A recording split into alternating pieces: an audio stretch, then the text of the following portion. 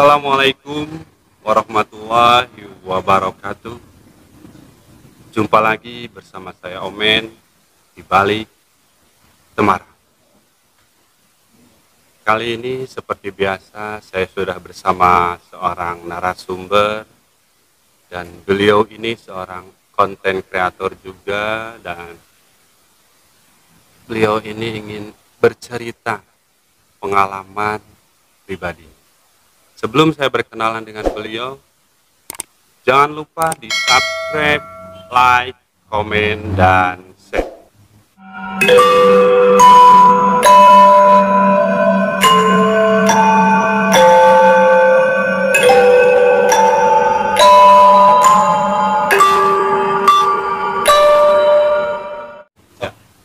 Oke, langsung aja kita berkenalan dengan narasumber kita, Teh Siska. Sehat Teh Siska? Alhamdulillah sehat. Alhamdulillah. Terima kasih udah mau datang ke BC-nya di Balik Semarang. Dan Teh Siska ini adalah salah satu host ya, host dari channel YouTube-nya GGS. Betul? Betul. Oke, Teh Siska sebelumnya mungkin mau sapa-sapa dulu buat sahabat DT, dan mungkin sahabat DT juga pengen tahu Teh Siska ini siapa sih gitu.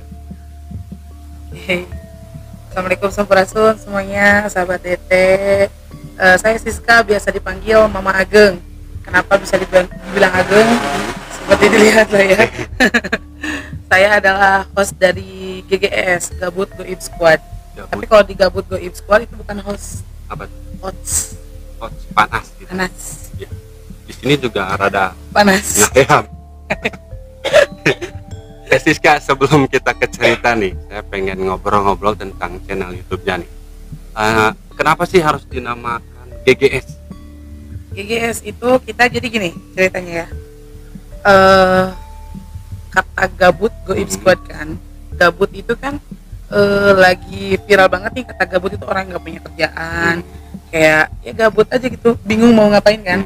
Nah kebetulan aku tuh punya sahabat yang selalu bareng-bareng lah ya. Gabut juga mungkin. Nggak gabut sih sebenarnya, kita nggak gabut, kita punya pekerjaan masing-masing. Tapi pada saat itu kita ada satu orang di antara kita kayak gini, minta tolong ke aku, temenin dong, pengen jalan-jalan malam. Aku tanya, jalan-jalan malam apa, wisata malam ke salah satu tempat terbengkalai. Nah, dia kan mau ngajakin ke situ. Aku bilang ngapain gitu kan? Nggak apa-apa, pengen aja jalan-jalan malam, daripada kan orang-orang lain kalau gabut harus nge-mall atau nonton apa siang kali ya. Nah, kebetulan kita pengennya malam. Kita cobalah ke salah satu tempat terbengkalai di Bandung. Lagi viral juga waktu itu kan tempatnya. Nah, kita ke situ sekitar berapa orang ya? Berlima, berenam ada lah ya. Bener-bener gabut, cuma pengen tahu. Karena kita suka ngeliat nih di aplikasi sebelah tuh kan, terus di YouTube juga banyak yang konten-konten mistis gitu kan. Kita pengen tahu gimana sih rasanya. Ternyata pada saat itu kita cuma jalan-jalan doang, nggak ada apa-apa kok, nggak ada apa-apa sama sekali, nggak ada apa-apa. Ya kalau misalkan merinding mah manusiawi lah ya itu mah. Nah di situ kita pulang kan, besoknya kepikiran karena kita lihat hasil video kan. Oh, langsung diabadikan? Enggak, cuman video sewajarnya aja nih, kalau kita kayak SWSG kayak gitu-gitu lah. Tapi kayaknya seru juga ya, kegabutan kita teh bisa jadi diseriusin. Awalnya kayak gitu sambil ngopi, gimana kalau misalkan kita bikin IG yuk, IG-nya IG persahabat kita aja gitu kan. Nah di situ kita awalnya bikin giveaway buat followers, buat teman-teman kita yang bisa menyampaikan ini ya, rekomendasi tempat terbengkalai di Kota Bandung. Terus kita kocok, yang keluar dia dapat saldo OVO diisi sama kita 75.000. Dari situlah tertarik mungkin ya, followers IG bertambah, teman-teman kita juga pada DM. Jadi kita nariknya dari yang giveaway itu. Keluarlah salah satu itu tempat terbengkalai itu. Dari situ kita iseng lagi, gabut lagi, kita cek tuh tempat yang kedua. Cuman pada saat itu tempat kedua udah nggak terbengkalai, udah bagus. Di situ kita penasaran. Pada hari itu juga kita dadakan, kita buka Google, gabut banget pokoknya sambil makan. Ternyata kita dapat tuh tempat terbengkalai di tengah kota juga. Di situ katanya artis-artis besar juga udah pernah ke situ kan. Kita izin ke situ, kita cobain lagi videoin, tapi ini bener-bener yang agak serius gitu, kayak serius, ya.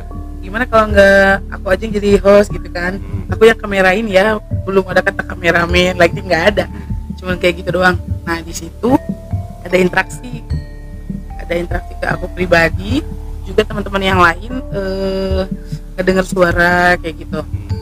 Dari situlah awalnya, jadi ya udahlah kita next kita bikin lagi aja, diseriusin. Jadi kecanduan ya. Kecanduan. Dari tadinya Iya. cuma main-main, Jadi kecanduan. secara instan langsung. Iya. Luar biasa ya GGS ini. Dari main-main jadi seriusan gitu. Iya. Ada berapa personel? Kita sekarang ada 8 orang. 8 orang. Itu dari host Tere sendiri. Dari host, co-host, ada juga kita bilang Algojo itu jadi dia orang yang selalu ngecek lokasi, takutnya ketika aku frame ke depan, takutnya ada landasan yang gak bagus buat diinjak gitu kan. Terus ada juga bisa dibilang mungkin kalau kata rekan-rekan A, pagar alam Iya, ya. betul. Nah, itu. Terus ada lighting, ada juga teman-teman kita cewek yang bantuin selalu sigap buat kita kalau ada apa-apa gitu. Berarti udah terbentuk dong Udah timnya. terbentuk. Berapa lama sih? 3 bulanan kali ya. Baru 3 bulan. Baru 3 bulan. Kalau orang tuh baru ngerangkak ya. Iya, baru Itu ya. Tapi baru bisa subscribernya, melek. ya, untuk subscriber udah lumayan. Subscriber sekarang ya masih belajar lah, tapi kita ya ada kemajuan lah menurut kita ya, yang secara alami natural itu kayak puas aja dapat subscriber segitu juga. Betul. Yang soalnya tadinya kan cuma main-main Iya, aja. main-main aja. Jadi awalnya nggak ada kita harus dapetin uang, kita harus dapetin subscriber, nggak ada. Untuk konsep sendiri seperti apa ke depannya? Konsepnya jadi kita punya logo nih, jargon. GGS itu kami tidak mencari, tidak menantang ataupun memanggil mereka.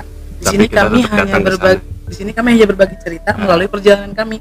Jadi kami berjalan melakukan perjalanan wisata malam itu, dan kami ceritakan ke penonton. Menyampaikan. Gitu ya. Mau atau ada enggaknya interaksi, itu semua berjalan secara natural. Berarti nggak memaksakan untuk mediumisasi. Nggak. Nggak. Kalau ada interaksi yang Ya masuk itu mangga. natural berarti ya. Natural. Nah seperti itu sahabat Tete, cerita tentang GGS ya. Sekarang aku mau nanya untuk pengalaman pribadinya. Awalnya seperti apa nih Teh? Awalnya sih gini, seiring berjalannya waktu ya aku suka kayak sebenarnya minder, insecure, takut dibilang halu, takut dibilang bohong gitu kan. Makanya aku selalu bilang aku tuh nggak mau memperlihatkan sama siapapun, nggak mau menceritakan sama siapapun apa yang aku alamin atau nggak aku lihat, karena takutnya orang itu kan nggak semua sama. Betul. Takutnya orang di sekitar kita yang nggak suka kita, ngapain kenapa gitu kan, kayak gitu. Tadi bilangnya orang gila. Iya, kayak gitu. Cuman untuk beberapa orang kayak keluarga terdekat itu udah paham. Jadi dulu tuh aku cerita awalnya nih, waktu pas kecil, aku pernah kecil ya, gede-gede gini juga. Ya. Kirain langsung. Pernah kecil, mungkin kurang lebih umur aku 5 tahun, karena umur 5 tahun itu memorinya sudah bisa mengingat dong ya. Di situ aku sama almarhum nenek lagi nengok orang meninggal, lagi apa, layat ya. Iya. Layat, tapi melayatnya setelah tidak ada jenazah, setelah kumpul keluarga aja. Kayak tahlilan gitu mungkin. Iya, mungkin udah agak sepi kan. Udah gitu kan aku masih kecil, aku main-main di bawah. Orang dewasa semuanya makan di meja makan, tapi meja makannya itu nempel ke dinding, jadi cuma setengah gitu loh. Aku duduk di bawah, tapi aku lihat sosok pertama yang aku lihat itu kakinya aja, gak ada badan. Di situ aku nggak takut, tapi malah kepo. Tapi ini atasnya tembok, tapi di bawah ada kaki gitu kan. Bingung sendiri sebenarnya, ngelihat ini kaki orang ini ada, ngelihat kaki orang ini ada gitu kan. Itu kaki siapa? Aku diam lagi main. Kalau bahasa Sundanya mah anyang-anyangan lah. Aku sambil main kan. Aku lihat lagi nggak ada lagi. Gak mungkin juga lah ngilang gitu kan tembok ya. Terus aku lihat lagi, kaki itu ada lagi. Tapi itu jelas banget. Jelas banget. Kaki sosoknya. Sosoknya. Sepasang kaki, dan bisa diprediksi kayaknya cowok. Nah. Masih ingat itu ada kayak warna biru cernanya atau apa ya, wallahu alam sih. Cuman ya itu yang aku ingat pertama kali. Dan nggak bisa lupa sampai sekarang. Jadi sampai sekarang aku tuh takut ngelihat kolong. Ada trauma sih. Ada trauma. Kamu sholat juga gitu kan, kalau ngelihat kolong-kolong takut. Karena keinget pertama kali aku bisa lihat itu karena ngelihat kolong meja makan. Setelah itu aku biasa kayak gini di rumah itu kan aku cuma berdua sama almarhum nenek ya.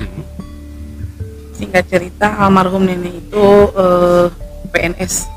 ya, ya PNS. PNS. Barangkali nggak ada yang tahu ya PNS. Panarosan. Panarosan. Nah kebetulan karena orang tua kerja, jadi aku tuh jadinya anak nenek, selalu berdua sama nenek. Sering ngelihat apa yang dilakukan sama nenek, sering tahu percakapan atau kebiasaan nenek sehari-hari gitu kan. Suatu waktu aku tahu nenek lagi ada di bawah, dan di rumah itu aku nggak ada siapa-siapa, aku selalu berdua sama nenek. Tapi aku selalu lihat ada orang bolak-balik tangga kamar mandi dengan baju yang sama, kalau nggak putih warnanya telur asin. Aku suka lihat ke atas tapi nggak ada. Di situ aku udah gede karena udah SD posisi, emang nggak ada orang, siapa lagi. Aku udah berpikirnya kasarnya dulu bilangnya hantu. Belum ngerti itu bangsa jin dan lain-lain, belum ya, cuma taunya hantu. Tapi aku biarin, mungkin temennya nenek aku gitu biasanya. Kenapa bilang teman nenek? Kenapa bilangnya teman nenek? Ya karena aku tahu nenek itu berhubungan dengan sesuatu yang berbau mistis. Udah paham gitu, walaupun aku nggak nanya, tapi ya namanya anak kecil kan merhatiin tuh gitu kan. Kayak gitu. Kalau boleh tahu, sosoknya selalu wanita? Sosoknya kebetulan selalu wanita yang di rumah itu. Terus kalau tidur, aku setiap hari selalu ngedengar suara kereta kencana. Kereta kencana, terus tapi kayak jauh gitu. Dan imajinasi aku itu kereta kencananya lagi jalan gitu, kebayang, tapi kayak Santa Claus gitu loh. Kebayangkan di langit. Aku kebayangnya kayak gitu sih. Aku selalu bilang ini apa gitu kan, nggak ngerti suara aku merinding loh. Itu aku suka bilang, mah kalau suatu aku sama mama nih ya, mah dengar nggak sih ada suara delman, aku bilangnya. Nggak ada. Terus aku nanya, nek ada suara delman nggak? Itu nggak ada gitu. Soalnya tapi emang beliau nggak tahu atau pura-pura nggak tahu? Kalau mama itu aku kira sih mama nggak tahu, tapi kalau nenek mungkin pura-pura nggak tahu ya. Gitu. Cuman nenek nggak banyak cerita tentang hal-hal yang kayak gitu. Justru semuanya aku tahunya itu secara sendiri gitu. Nggak cari tahu? Nggak. Nah pas sudah besar, aku nemu di satu daerah nih, ternyata ada tukang sate tuh suaranya kerincing-kerincing kan. Iya. Aku berpikir, berarti dulu teh suara tukang sate. Tapi ternyata yang dimaksud kereta kencana itu. Tapi ternyata suaranya beda. Suaranya pertama beda, yang keduanya di daerah rumah aku tuh tukang satenya nggak seperti itu, biasa pakai suara aja dari dulu sampai sekarang nggak ada. Tidak pernah ada tukang sate yang bunyinya begitu. Kalau nggak gendong ya dorong, udah nggak ada yang suara. Paling disebutin dia sate. Iya gitu doang, nggak ada suara. Enggak. Gitu. Biasanya kalau di luar kota seperti itu. Dan itu panjang banget suaranya, sampai aku merempun, sampai aku kalau kebangun nih pengen ke toilet tapi terngiang terus. Ya masa tukang sate terus-terusan sih bunyi. Itu berapa lama sih? Berapa lama ya? Lama banget. Karena sampai sekarang juga masih, cuman enggak sesering dulu waktu kecil. Nah sekarang kan Teteh sendiri sudah merasakan mungkin ya di mana-mana aura hal gaib gitu. Gimana kesannya? Kesannya sebenarnya saya pribadi tuh penakut borangan. Saya takut kan sebenarnya orangnya, cuman karena orang-orang sekitar saya tuh gini, orang sekitar aku tuh mereka tuh percaya sama aku, sensitif terhadap hal seperti itu, sehingga mereka percayakannya ke aku. Masa iya aku mau takut, malu dong ya. Gitu sih awalnya. Aku dari malu dulu penakut. Padahal aslinya mestiun, tapi aku yang harus ke depan. Ya gimana lagi ya, diberani-beraniin aja gitu. Ada ini enggak salah satu makhluk gaib yang bikin sampai saat ini Teteh nggak mau lihat? Untuk nggak mau lihat enggak sih, karena mungkin kelihatan setiap orang itu, setiap manusia yang punya kelebihan itu kan beda-beda ya penglihatannya. Kalau aku itu nggak pernah sering yang ngelihat kayak sosok itu gangguin, enggak sih. Biasanya? Ya merasakan. Ya, biasanya lewat mimpi. Kalau enggak aku tuh biasanya kalau sebelum tidur dia datang, tapi aduh gimana ya susah jelasinnya. Tidur enggak, tapi enggak tidur juga enggak, tapi dia itu datang lewat mimpi, dan itu tuh selalu kejadian setiap tidur. hampir. Untuk lihat sosok seperti gini belum pernah. Untuk kayak begini enggak, tapi karena kan si manusia itu ketika akan melihat sesuatu dari dimensi lain, dia harus keluar dong dari kagaknya. Kita harus fokus dong. Kalau misalkan ditanya kayak begini dadakan, ya pasti ya enggak lah gitu kan. Ya ada juga kan orang yang Ya, ada. langsung misalnya di Ya depan ada. mungkin itu kelebihannya udah ini banget ya, udah di atas banget. Karena jujur aku tuh emang nggak mau sebenarnya. Jadi aku sempat bilang ke keluarga aku nggak mau, aku mau pengen berhenti, bahkan aku pengennya normal kayak orang lain. Jadi sedangkan orang-orang di sekitar aku bilangnya udah weh, diasah harus nambah belajar lagi, harus diperbarui, harus ditambahin ilmunya. Aku nggak Betul, mau. setuju saya. Aku Seperti nggak itu. Itu kan kelebihan yang Tuhan berikan kepada kita. Tidak semua orang loh yang seperti Iya. itu. Tapi aku nggak mau, makanya ya udah deh, kalau aku udah segini udah aja, Berarti sekilas aja ya. sekilas aja. Enggak seperti itu di depan ngelihat, atau pas explore tiba-tiba ngelihat. Pas explore, kalau aku meditasi dulu pasti lihat, tergantung. Jadi ketika interaksinya yang dia mau masuk ke aku, biasanya yang negatif aku nggak terima. Kalau yang positif ya udah ayo. Tapi sempat interaksi dulu, Sempat, lihat sosoknya apa. iya lihat sosok. Nah, selama explore itu udah berapa kali lihat yang seperti itu, dan paling serem apa tuh? Yang paling serem yang kemarin collab. Itu jujur yang paling serem. Kemarin collab kita di mana tuh, yang di Bandung Utara. Itu sosok yang mencium-cium aku dari awal aku datang sampai kita mau closing. Di situ sosoknya aku serem banget, makanya aku langsung spontan, nggak nyampe 1 menit kalau nggak salah itu langsung aku keluar lagi karena aku takut ngeliatnya. Itu serem karena kayak penasaran banget gitu. Ada aura yang Negatif. Karena selama ini ketika penelusuran, ketika konten, biasanya yang menyampaikan pesan, yang nitip pesan, terus mereka dengan cara yang baik kan komunikasinya, jadi nggak serem-serem banget. Kalau yang kemarin sih jujur ekstrim gitu. Atau belum pernah ke tempat yang ekstrim banget kayak kemarin gitu? Udah kok. Udah. Justru kalau biasanya konten kreator lain nih ngelihat di tempat ini interaksinya habis-habisan. Ketika tim GGS datang ke sana, alhamdulillah nggak ada apa-apa. Bahkan di satu tempat ini nih, terakhir kemarin kita ke tempat yang besar banget, luas banget tempatnya, malah nggak ada interaksi, cuma 1 kali. Itu pun aku paksain. Karena apa? Ya kebutuhan konten. Ya. Hayu harus masuk gitu kan. Kadang kalau konten seperti itu kan, kalau nggak ada mediumisasi kurang ini ya, Iya, penonton itu. iya, monoton jadinya Iya, kan. iya. Sedangkan itu Yang dicarinya itu sih. Yang dicarinya itu. Cuman kadang kan akunya emang basicnya penakut sebenarnya. Akunya penakut, terus aku nggak bisa nerima yang negatif. Aku nggak mau.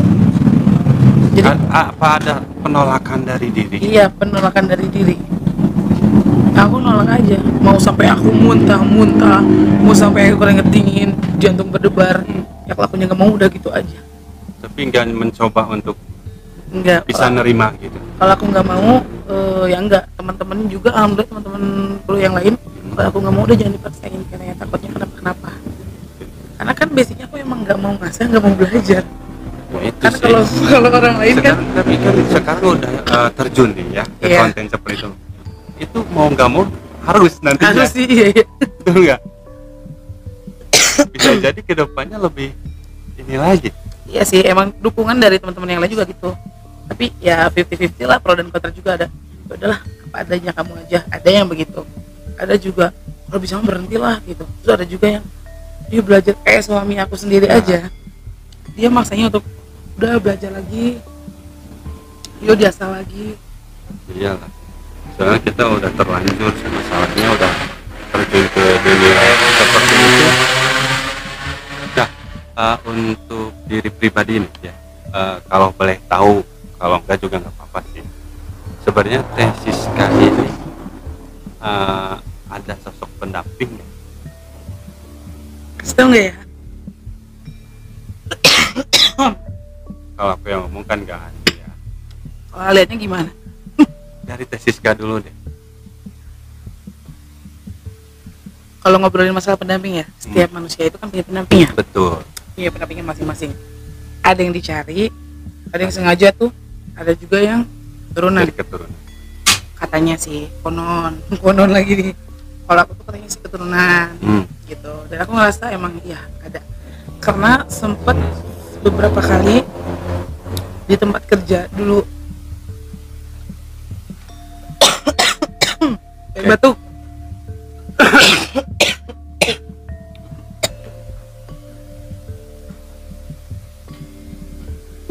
Soalnya aku penasaran waktu kita pas collab kemarin gitu, sosok yang hitam ini keke pengen kalau ininya ya memiliki Anda ini what happened gitu.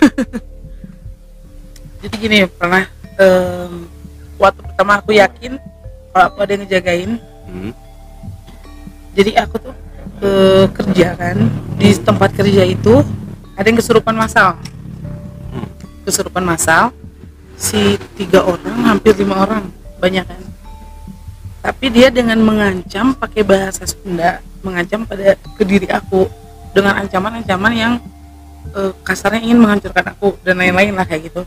Di situ tanpa aku sadar diri, katanya aku ngelawan, jadi dengan kata ulah ngeganggu budak ieu, ulah intinya jangan ngeganggu badan aku. Di situ aku ngerasa emang jadi setiap aku merasa bukan tertantang ya, jadi keluar tuh aku juga nggak tahu itu kok bisa kayak gini, spontan. Sadar nggak sadar tapi aku sadar, aku tahu itu. Dan kalau marahnya manusia nggak kayak gitu. Ternyata kejadian lagi disitulah aku yakin, oh ya udahlah, kalau emang nggak ganggu dan jaga nggak apa-apa.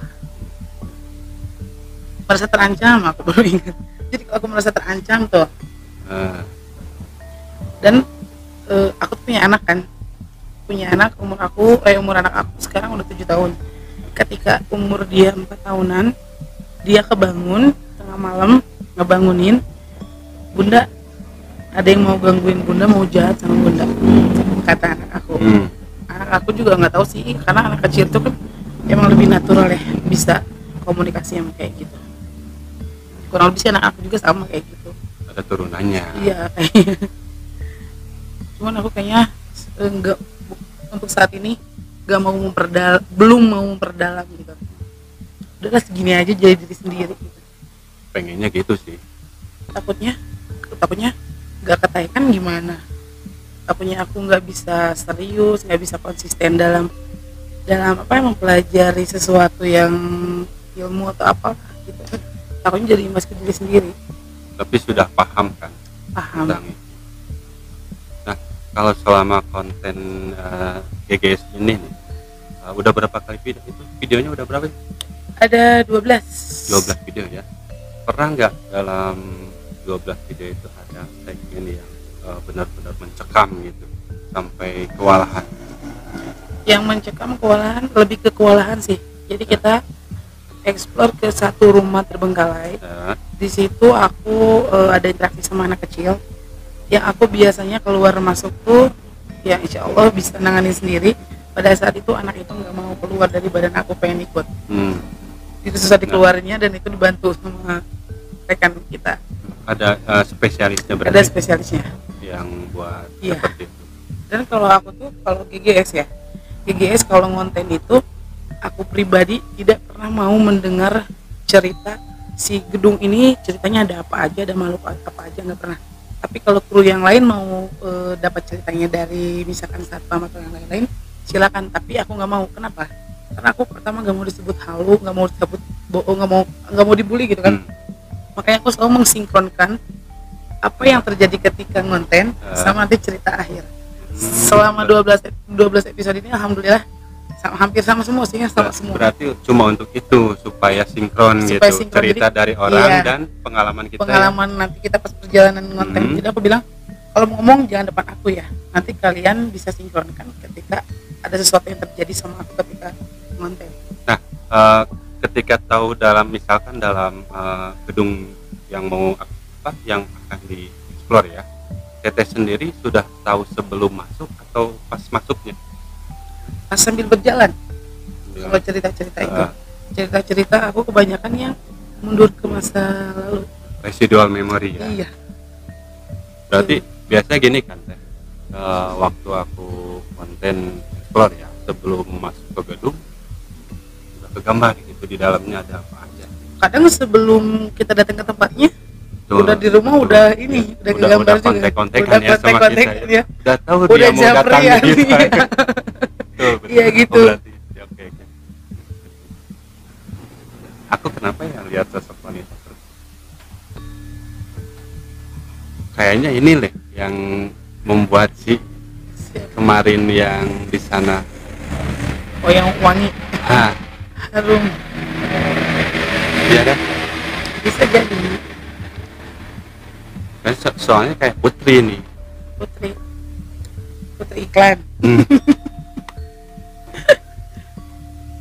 Apalagi nih Teh? Apa ya? Oh, kalau gini, kalau di rumah nih aku cerita ya, gangguan goib Hmm. sama suami aku, misalkan sama orang tua aku. Tapi ketika aku tantangin, aku sengajain, nggak pernah muncul.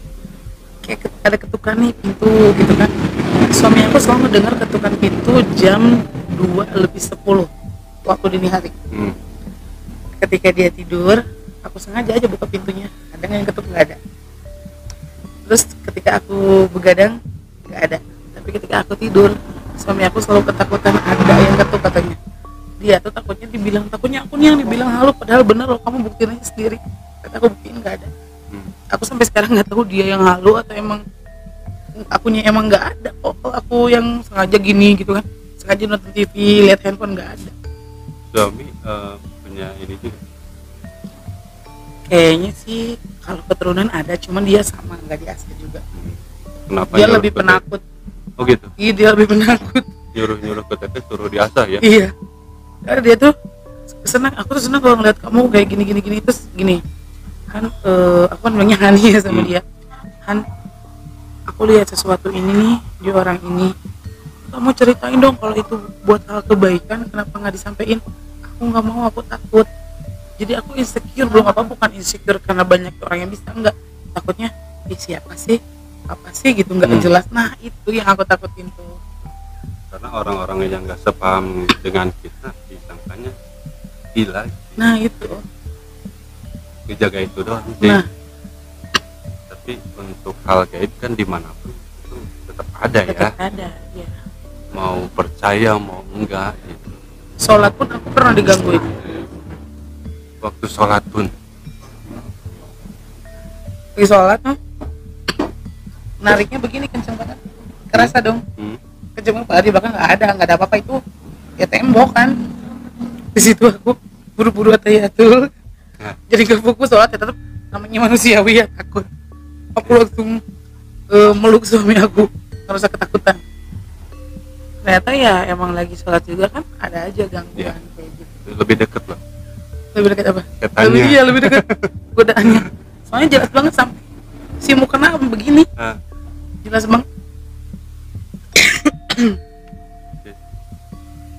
cukup menarik ya sahabat Tete, cerita dari Teh Siska ini. Teh Siska ini punya ininya Mama Ageng ya, saya lupa. Mama Ageng ya. Teh Siska, terima kasih ya untuk ceritanya, dan sebelum mungkin saya tutup, ada pesan dan kesan buat sahabat Tete di rumah. Pertama-tama aku bilang terima kasih udah dikasih kesempatan untuk Oke. silaturahmi di sini, Sama-sama. berbagi cerita di sini, utamanya cerita tentang hal mistis ya. Ya.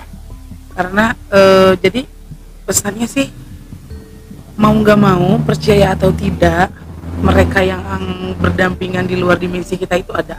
Sekalipun diri kita memaksa nih, diri aku memaksa, contohnya diri aku memaksa untuk nggak mau, nggak bisa, tapi tetap aja. Ya. Berarti ya mau nggak mau ya mereka ada, dan mereka berdampingan sama kita gitu. Betul. Cuman kalau pesan dari aku pribadi sih, kalau misalkan hati udah menolak nih, nggak mau untuk tahu menahu tentang hal mistis, hal goib atau ilmu lainnya, gak usah dipaksain untuk maaf ya untuk ngilmu gitu. Hmm. Karena ternyata lebih enjoy jadi apa adanya diri sendiri, Diri ya enjoy sendiri, aja ya. gini aja. Kadang-kadang yang dipaksain juga kalau nggak bisa tetap nggak bisa. Ya nggak bisa gitu kan. Tuh. Oke, sahabat Tete, terima kasih udah menyaksikan podcast kita, dan jangan lupa dibantu channelnya GGS untuk subscribe, like, komen, dan share-nya, dan mungkin kedepannya bisa ada cerita-cerita yang lebih.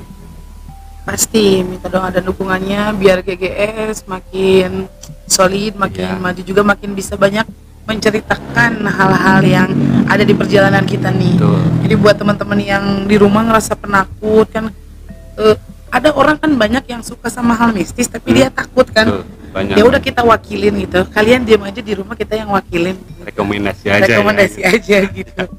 Terima kasih sekali lagi untuk tim GGS yang ada di sini.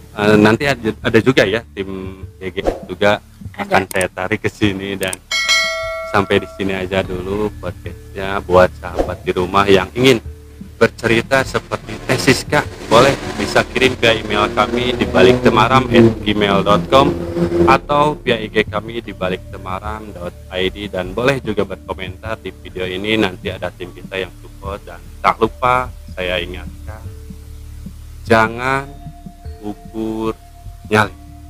Assalamualaikum warahmatullahi wabarakatuh.